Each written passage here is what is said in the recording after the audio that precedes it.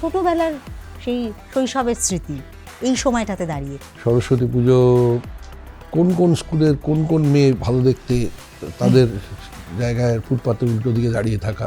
এই যে কাজগুলো হচ্ছে যেগুলো জনকল্যাণমূলক, তাতে আপনি খুশি? না, একেবারেই না। বিশেষ করে তৃণমূল সরকারের, বর্তমান সরকারের কথা না বলছি, না, শাসক একদম দলের। একদম না। আপনার সঙ্গে যে সময়টাতে হয়েছিল অর্থাৎ 11 থেকে 13, আপনি একটা নেগেটিভ সিচুয়েশনের মধ্যে দিয়ে গেছেন। কথা বলতো না, আমি এই ফুটপাতে থাকলে অন্য ফুটপাত দিয়ে চলে যেত।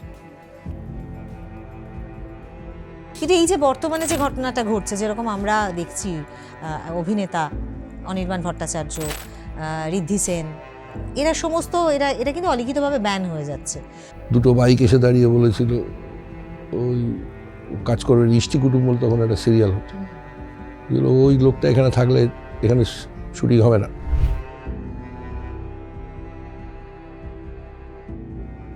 মূল্যবান সময় কেটেছে অভিনয়ে উৎপল দত্তের সঙ্গে। আমার দুজন গুরু, একজন কর্মগুরু আর একজন জান গুরু।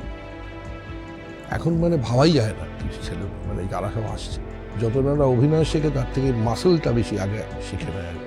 আমি এখন তো ভীষণ ভয় পাই নতুন কোনো ছেলেমেয়ের সঙ্গে কথা বলতে। একটা ঘটনা ঘটেছিল, আমি আজীবন ভুলবো না। হঠাৎ করে হাত দিয়ে এরকম করে ডাকলেন, ডেকে বললেন প্রশ্ন নেই। কিন্তু খুব কেঁদেছিলাম সেদিন, এইটুকু আমার মনে আছে। আমি উৎপলদার চলে যাওয়ার পর আমি অত কাঁদি। রবার্ট প্রসাদ বণিকের দল থেকে বিতাড়িত হয়েছিলেন। হ্যাঁ, আমি দুবার বিতাড়িত হয়েছি। কোনটা বেশি চ্যালেঞ্জিং মনে হয়, কোনটা বেশি মনের কাছাকাছি?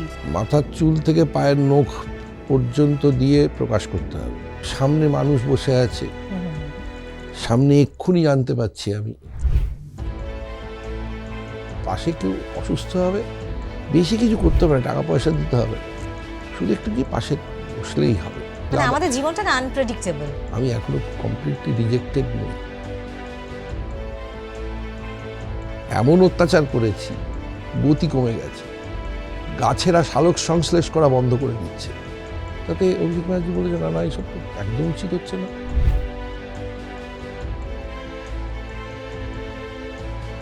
পশ্চিমবঙ্গ সরকারের পুরস্কার, শুরুতেই কেন সেটাকে না বলে দিলেন না? নিলেন, অথচ নিয়ে বিলিয়ে দিলেন অকাতরে। 5 লক্ষ টাকার চেক হাতে নিয়ে শঙ্খ ঘোষ যে লাইব্রেরিতে পড়ে উনি বড় হয়েছিলেন, সোজা চলে গিয়ে সেই লাইব্রেরিতে গিয়ে দিয়ে। শুনবো তোমায় দেখুন শুক্রবার ঠিক রাত 9টায় আর প্লাস নিউজ ডিজিটালে।